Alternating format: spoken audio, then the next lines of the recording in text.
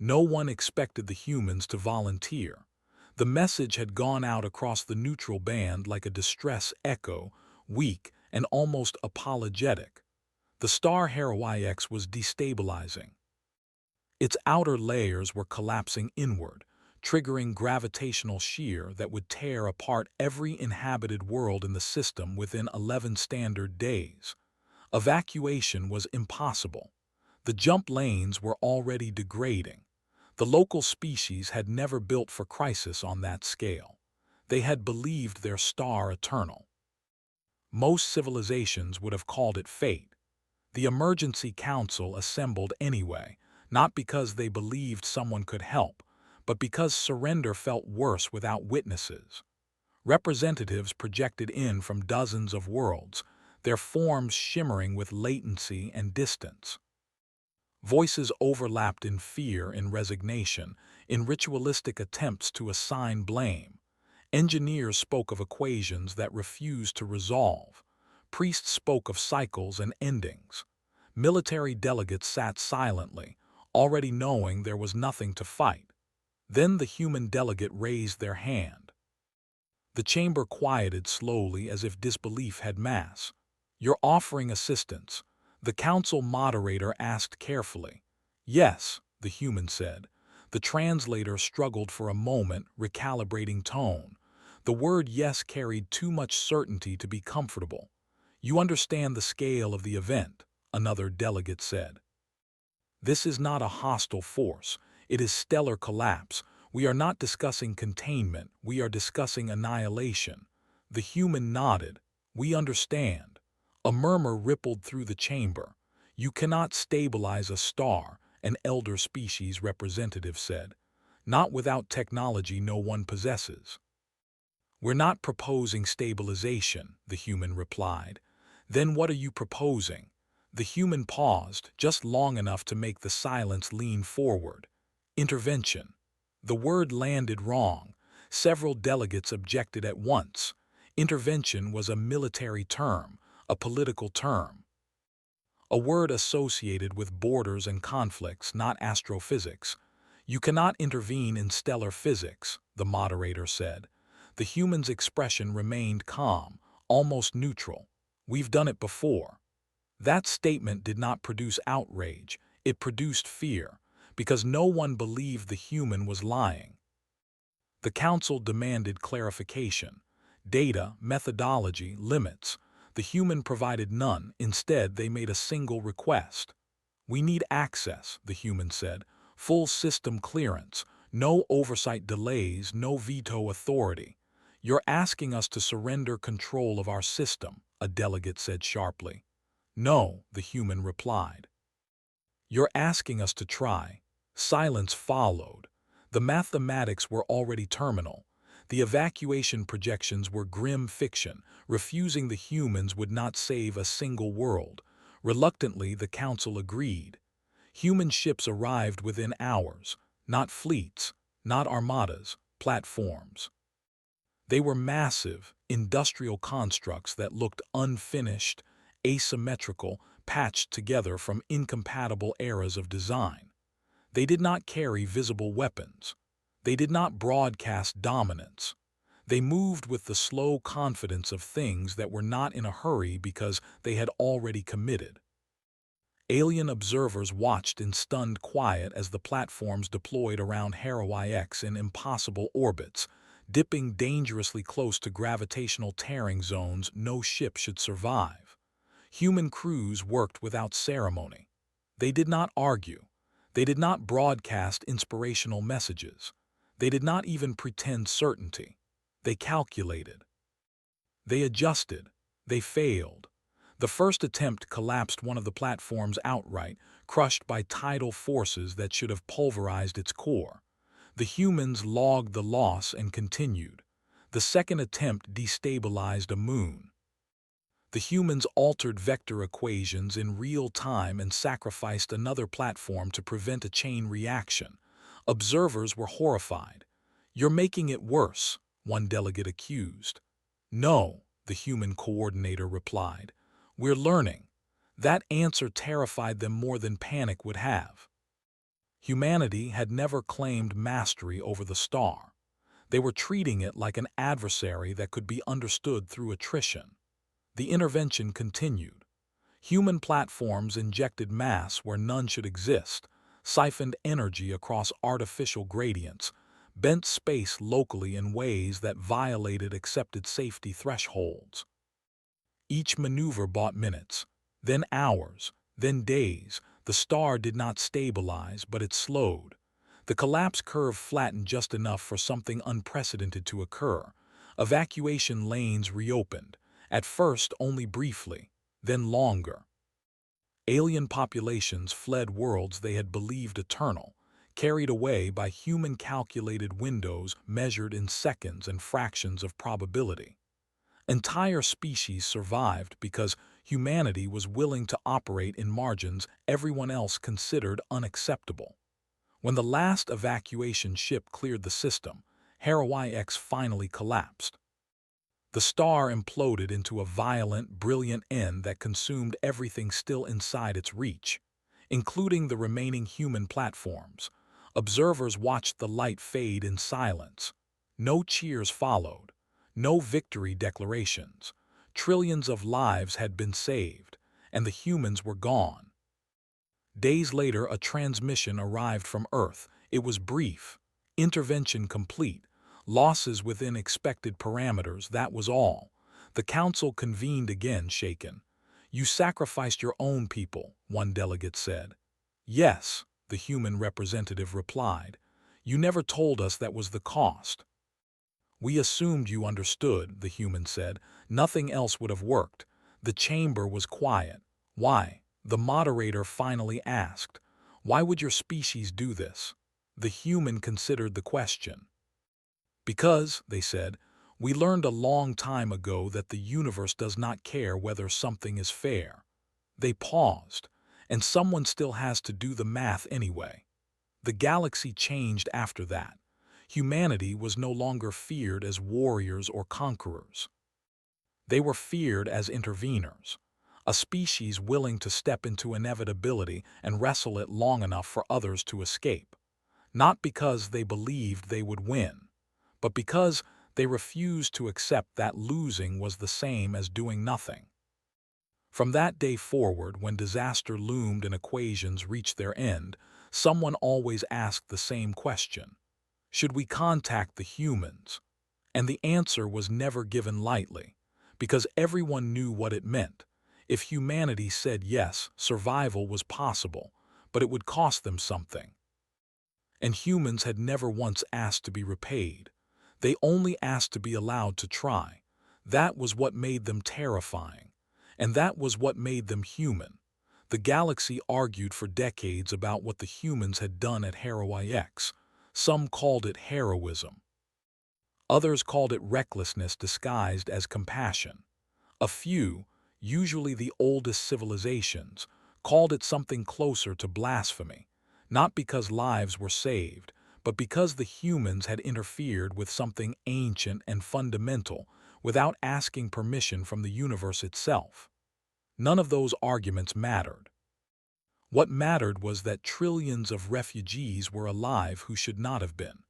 They spread across the stars carrying a story that did not behave like propaganda.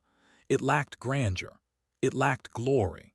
There were no tales of brave last stands or miraculous reversals. The story was always told the same way, regardless of species or culture. The humans arrived. They said it might work. They never promised it would. Then they stayed until we could leave. That story settled into the collective consciousness of the galaxy like a slow, irreversible reaction. Disaster zones began to change.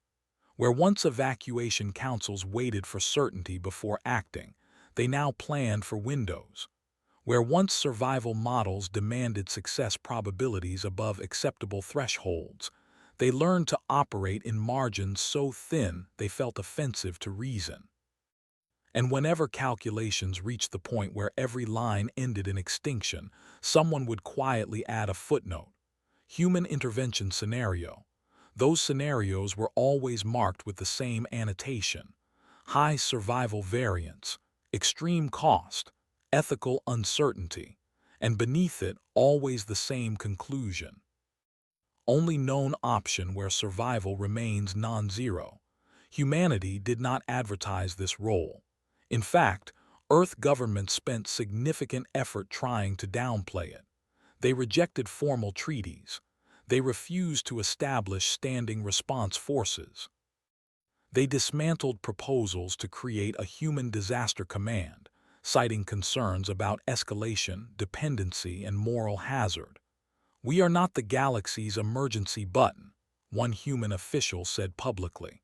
Privately, they kept the button within reach. New interventions followed, though never with the same spectacle as HERO-IX. A rogue artificial singularity consuming computation faster than physics allowed, was quietly starved by human engineers who understood that intelligence could be defeated by boredom as effectively as by force. A self-replicating vacuum organism threatening to collapse interstellar transit corridors was redirected, not destroyed, into a region of space so empty that it would spend eons feeding on nothing at all. Each time the humans paid a price. Ships lost, crews killed, careers ended. Psychological wounds carried quietly back to a planet that argued endlessly about budgets, elections, and whose fault everything was. Humanity never pretended these costs were noble. They logged them. They mourned them. Then they argued about whether it had been worth it. That argument never ended. That was the point. Because as long as humanity argued, no single ideology could seize control of its capacity to intervene. No doctrine could crystallize into dogma. No leader could claim divine mandate over inevitability. Humanity had nearly destroyed itself once by believing too strongly that it knew what needed to be done. It refused to make that mistake again. Among the species saved from HERO-IX, a belief slowly formed. Not a religion, but a cultural reflex. When the universe begins to collapse, look for the species that does not speak in absolutes. Look for the ones who ask how long instead of whether. Look for the people who are willing to fail repeatedly in public if it means learning faster than catastrophe unfolds. Look for the humans. Centuries later, when historians attempted to categorize humanity's role, they struggled to find language that fit. Warriors were too crude. Saviors were too flattering. Engineers were too limited. The closest term that endured translated roughly to those who interfere with endings. Humanity never corrected the label. They only insisted on one clarification. Endings, they argued, were often just moments when effort stopped. As long as effort continued, even in the face of certainty, the universe had not yet finished speaking. The stars would still die. Galaxies would still collide. Entropy would still win in the end. Humanity never denied that. They simply refused to let in the end dictate right now. And so, when the next impossible problem emerged, something darker, stranger, and far more complex than a collapsing star, the question did not spark debate. It sparked a transmission. Short, precise, almost apologetic. "We know this may cost you." The reply from Earth came hours later. "We know. Send the data." Somewhere in the deep machinery of the universe, inevitability shifted its weight, not because it was afraid, but because, once again, humans had decided to argue with it. And history had learned that when humans argue long enough, even the universe has to listen. The data that arrived from the frontier was incomplete, contradictory, and wrong in ways that made human analysts uneasy. Stars dimmed without explanation. Not collapsed, not consumed, simply reduced. Their spectra flattened, energy output bleeding away as if siphoned by something that did not obey conservation in any familiar sense. Around them, planets remained intact. Civilizations survived, confused and frightened, watching their suns weaken year by year. The phenomenon did not spread like a wave. It appeared selectively, targeted. Human scientists argued immediately, loudly, and without restraint. Astrophysicists rejected the numbers. Cosmologists accused the instruments. Military analysts said nothing at first, watching the pattern emerge with a sinking recognition they could not justify yet. Finally, one of them spoke. "It's choosing." That changed everything. Humanity had intervened before in disasters, even intelligent ones. This was different. This was not a runaway process or a hostile species in any conventional sense. There were no fleets, no signals, no discernible intelligence footprint, only outcomes. Stars weakened where civilizations had reached a certain threshold of complexity. Primitive systems were ignored. Uninhabited regions remained untouched. The universe itself appeared to be applying a filter. No one liked the implications. The first human expedition did not encounter an enemy. It encountered absence. The star they approached still burned, but faintly, like a dying ember. Instruments registered distortions in spacetime so subtle they bordered on theoretical noise. When the human probe crossed a specific orbital distance, it vanished. No explosion, no debris, no signal loss spike. Just gone. Humanity pulled back and argued. Some said retreat was wisdom. Others said delay was complicity. A few, quietly, said this might be a natural correction, an emergent property of reality responding to intelligence that grew too large, too fast. That idea was rejected with unusual vehemence. If the universe has decided intelligence is a mistake, one human ethicist said, then we are already obligated to disagree. Humanity did what it always did when consensus refused to form. It compartmentalized. While public debates raged, small teams worked in isolation, comparing data across centuries of observation, searching not for cause but for leverage. They stopped asking what the phenomenon was and began asking what it could not do. That was where the breakthrough came. The dimming did not occur instantaneously. It required proximity, duration, exposure. Whatever was draining the stars could not act everywhere at once. It had constraints, and constraints meant interaction. Humanity did not announce the second intervention. They never did anymore. Instead, they built something that looked less like a ship and more like an argument made physical. A lattice of counter-rotating fields, layered redundancies, and intentionally unstable subsystems designed to fail in informative ways. They sent it toward a dimming star. This time, when contact was lost, it came back, damaged, warped, missing entire sections, but back. The data it carried terrified everyone who understood it. The phenomenon was not a being. It was a process, a cosmological immune response. Something embedded in the structure of reality itself, triggered by concentrations of intelligence capable of altering stellar-scale systems. Not malevolent, not conscious, simply corrective. The universe, it seemed, had rules, and civilizations were breaking them. Most species reacted with despair. If the universe itself enforced limits on intelligence, then extinction was not a failure, it was compliance. Humanity reacted with irritation. Rules imply loopholes, one human engineer said flatly. Humanity reframed the problem. They stopped asking how to stop the process. They asked how to coexist with it. The solution was not resistance, it was misdirection. Humanity began redesigning itself, not visibly, not culturally, but architecturally. They decentralized cognition, distributed decision-making across scales that no longer registered as singular concentrations. They blurred the boundaries between civilization and environment, embedding intelligence into systems so diffuse that no threshold was crossed. They encouraged other species to do the same. Not by mandate, by example. The dimming slowed. Not everywhere, not completely, but enough. Civilizations learned to grow sideways instead of upward. Influence replaced density. Thought spread without clustering. Intelligence learned to breathe. The universe adjusted, Or perhaps it always had been. Humanity never claimed victory. They never framed it that way. They simply noted that the stars were no longer fading, and once again they paid the cost. The redesign fractured cultures. Identities blurred. Some humans rejected the change entirely and withdrew into isolated enclaves, choosing eventual extinction over adaptation. Humanity let them. Choice mattered more than survival. That was the final lesson humanity offered the galaxy, not that everything could be saved.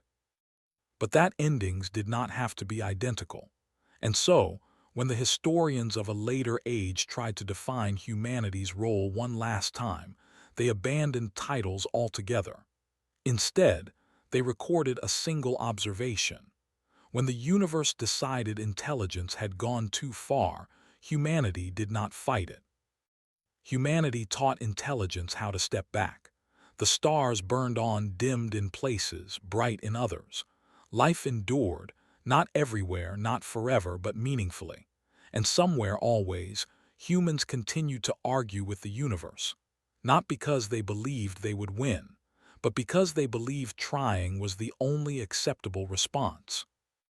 The adaptation did not spread evenly. Nothing ever does. Some civilizations embraced the human model with almost desperate enthusiasm. They dissolved central authorities, fragmented computational cores, redistributed cultural memory across biological, mechanical, and environmental substrates. They learned to think like ecosystems rather than machines, to let intelligence flow instead of accumulate. Others resisted. They argued that dilution was surrender, that intelligence scattered was intelligence weakened, that to step back was to accept a smaller future than one's potential deserved. Those civilizations dimmed faster. The universe did not punish defiance immediately. It never did. The dimming was patient, cumulative, almost merciful in its slowness. It gave time for denial, for debate, for last-minute reforms that arrived just a little too late. Humanity watched without celebration. They had learned painfully that warning was not the same as saving. In private forums, human thinkers argued about responsibility again. They always did. Had they gone too far by intervening at all? Had they merely delayed an inevitable reckoning? Was adaptation a betrayal of intelligence's purpose or its fulfillment? There were no final answers, only consequences. Humanity continued to evolve into something harder to define, not a singular civilization, but a pattern of behaviors and constraints that could manifest across wildly different forms. Some humans lived as baseline biological beings on temperate worlds, arguing about art and history, and whose turn it was to clean shared spaces. Others existed as slow-thinking collectives embedded in asteroid swarms, processing centuries as moments. Still others blurred the line between individual and environment so completely that the concept of a person became contextual. To outside observers, humanity appeared to be dissolving. It was. It was distributing. That distinction mattered. The dimming process responded accordingly. Where intelligence no longer clustered tightly enough to trigger the universe's corrective threshold, stars stabilized. Not fully restored, but steady, sustainable. It was not a victory condition. It was a truce. Humanity documented everything. Not to boast, not to teach, but to remember. Every adaptation carried loss. Cultures fragmented. Shared myths fractured. Some forms of art, of identity, of intimacy simply could not survive diffusion. Humanity grieved those losses. They decided, collectively but without consensus, that survival which preserved nothing was not survival worth pursuing. So they preserved selectively. They allowed some stars to dim. They allowed some civilizations, including branches of their own, to end. This horrified many species more than extinction itself. You could have saved them, an alien philosopher accused during a rare open symposium. Yes, a human replied. And then we would have destroyed what they were. That answer did not satisfy. It was not meant to. Over deep time, the galaxy settled into a new equilibrium. Intelligence no longer raced toward concentration. Civilizations learned to measure success not by scale, but by resilience. The idea of a single dominant power became quaint, then absurd. Humanity faded from prominence, not from influence. Their methods became so ingrained that new civilizations adopted them without knowing their origin. The human way of thinking, of delaying finality, of embedding doubt into power structures, of treating restraint as a skill rather than a weakness, became background radiation in galactic culture. Humanity did not object. They had never wanted credit.